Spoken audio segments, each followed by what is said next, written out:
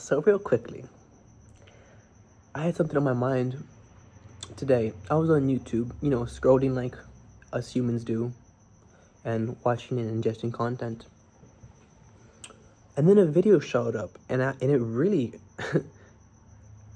irked me because it's so toxic. It's such a bad habit that we have and bad mentality that we have. The quote or the saying is, if you don't love me at my worst, then you can't have me at my best. Now, what is that saying to someone and to yourself? That if you can't handle the bad times, then you don't deserve to have the good times with me. Which is allowing yourself to remain a victim, to remain someone who is stagnant and saying, see, they can't accept me for who I am. Do you think another person really deserves to have all the hurt and pain that you put onto yourself and be like, oh, it's okay? No, really, it's fine because you're hurt and you're in pain and you don't want to change and you don't want to heal and you don't want to grow. So just stay that way because that's your worst. That's giving you an excuse. That's giving you plausible reason to be like, okay, well, they accept me for who I am. And they accept all the toxic and bad things about me. When that's what they are. Toxic and bad habits. Unhealthy, unhealed, unchanging, unwavering because you put these quotes into your mind and say, that's such a good quote because I deserve better. You do deserve better, but for yourself. You shouldn't have to put someone else through hell just because you are going through hell. You shouldn't have to put your issues onto someone else just because you haven't grown from them or healed from them. And that's with every relationship. Family too, especially family, because you can't get away from your family unless you take drastic actions. If you are going through these challenge experiences and jumping from relationship to relationship, and every relationship that you have is not working out, and you have this mentality as if they can't accept me at my worst and they can't have me at my best, you are impeding, what's the word? Failing to recognize that you are in charge of yourself. You are in charge of your own growing and healing. You are in charge of the way that you perceive the world. It's not to say that you won't have bad times, but for you to throw explosive fits because you didn't get your way and be like, well, if you can't accept me, well, then you don't love me. You're telling the other person that you're okay with where you're at and that it's okay to be negative and bad and in some ways abusive. This is why it hurts me so much when I hear these certain worldly society accepted quotes, accepted mindsets, accepted statements, because they sound good, but is the actions and behaviors and words behind what is being said, is that actually what is beneficial for you? Is that actually healed and good for you to say and believe? It's impossible to say where you're at, but I know you know, we all know things that we need to grow better at. It's not our job to pull someone onto the roller coaster and be like, are you ready for the lows? Are you ready for the highs? Because it's gonna twist and turn. Boy.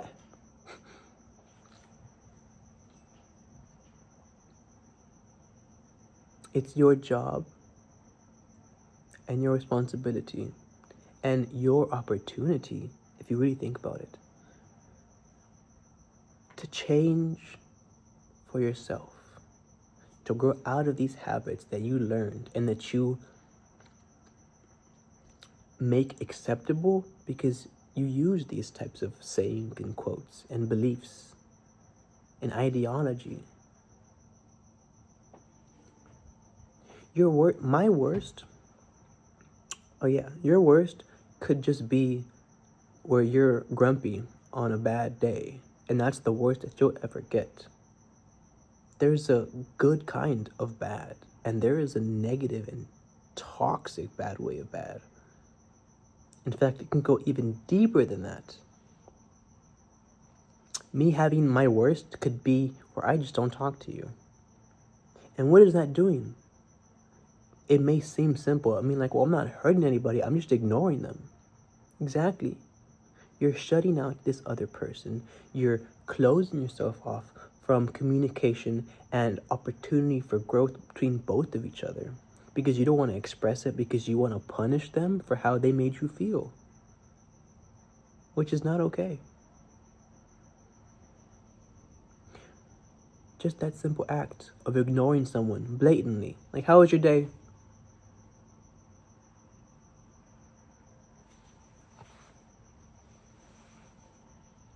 That's abusive. It may seem insignificant.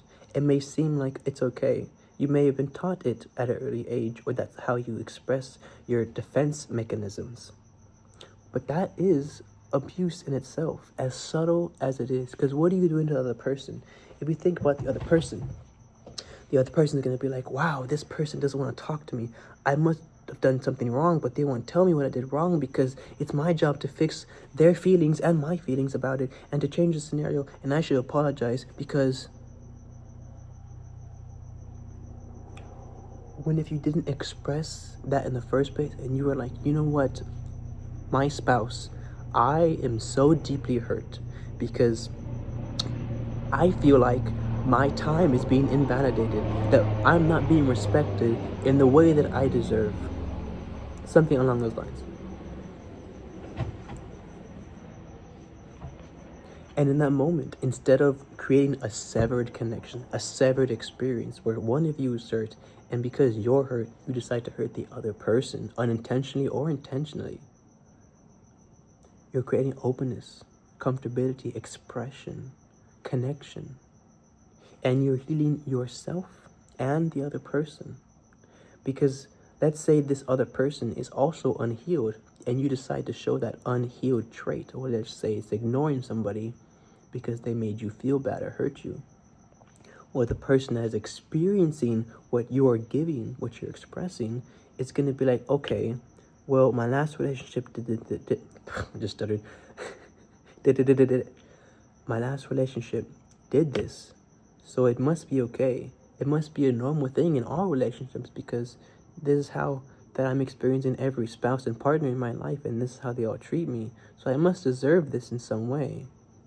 So you're shooting down their expression of value. You're shooting down their feelings and emotions and connection towards you, and making it acceptable to be toxic, to be unhealthy, to be in these scenarios and situations that they don't deserve to be in, and that you don't deserve to be in.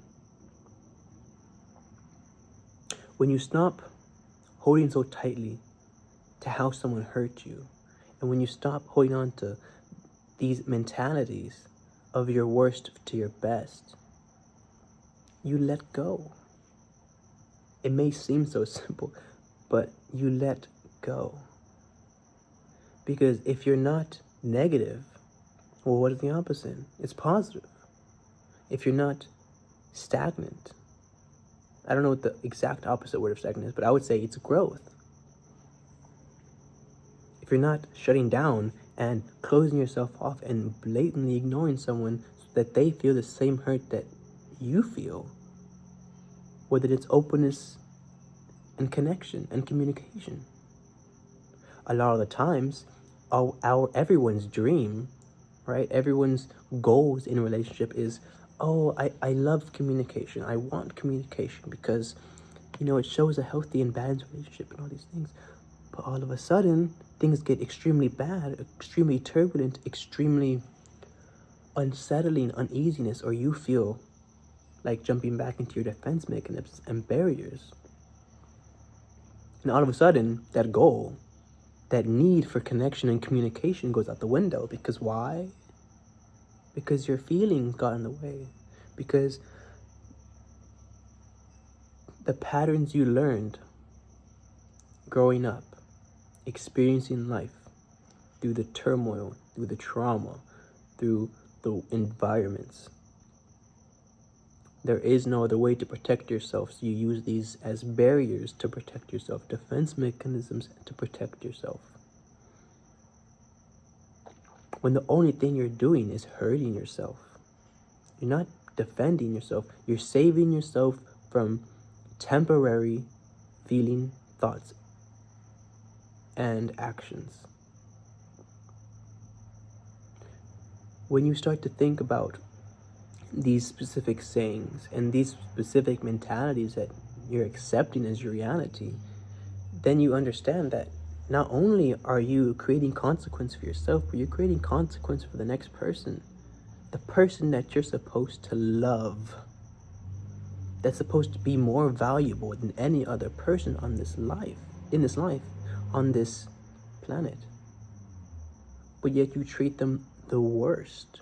Or you let them see the worst side of you. The person that hangs around you every single day. And then how do you overcome it? Real easy. Never talk about it again. It's so healthy, right? Just overlook it. Just get over it. Oh, you're still on that? Or you still are stuck on that part where I made you feel hurt and we didn't talk about it? How does that make sense?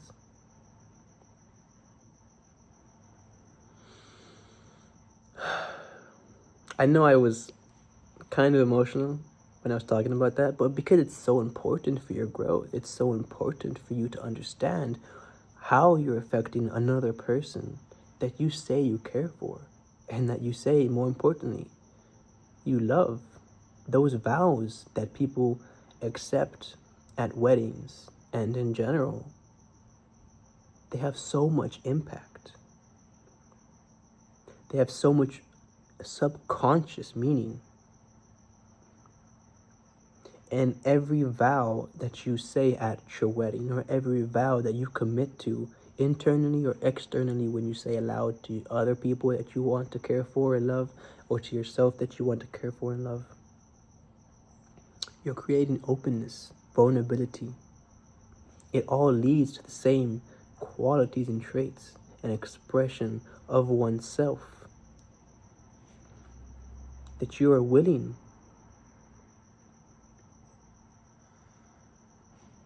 that you want to let someone in, that you are letting someone in.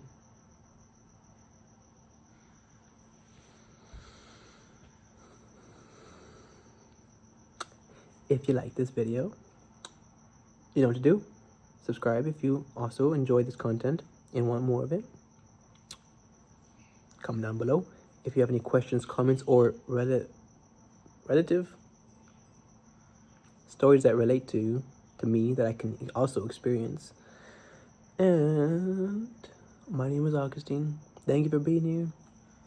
This is Just Before Clarity.